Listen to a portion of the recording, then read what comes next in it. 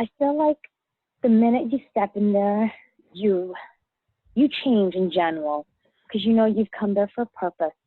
And when that purpose is not being fulfilled, even to just a little bit of your expectations, your attitude changes. You're less patient, you're less understanding.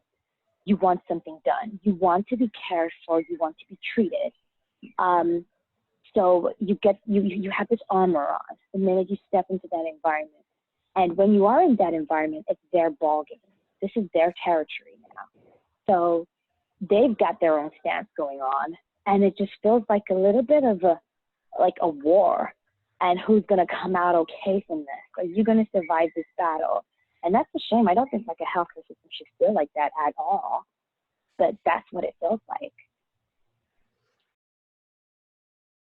Like if they don't know that they're being sexist or homophobic or in any way marginalizing, the person on the receiving end really feels it. And especially because doctors are in a position of power, right? You don't want to upset your doctor because you want them to want to help you. So it feels difficult to like speak up to them sometimes.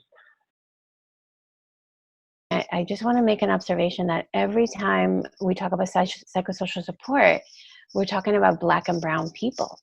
And I wonder what you all think about it. And people turned around, looked, and I was like, I'm going to get fired. I just like felt the entire time that I was trying to prove that I wasn't lying. And it wasn't, I feel so bad for people that have injuries that don't show.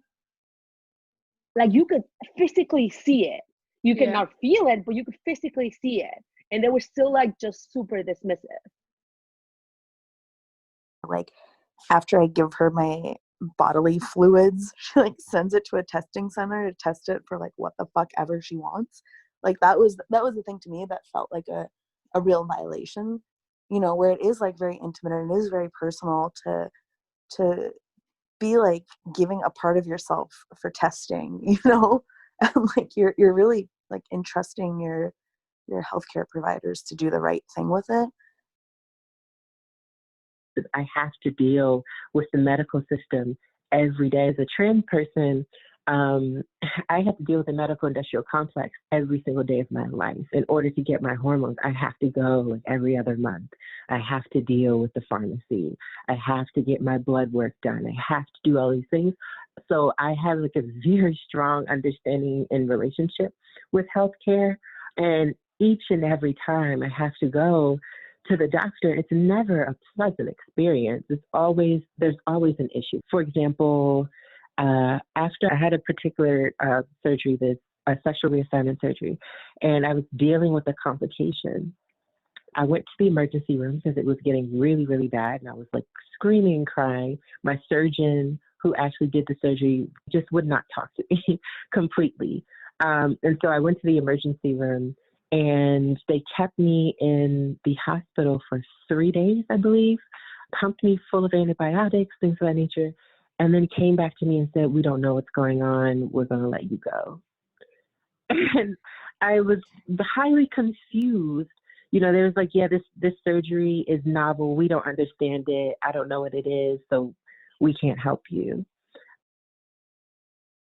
I literally was like poked and prodded and like over-examined by medical students, like coming in like every 10 minutes to like touch me because they had never seen a trans person.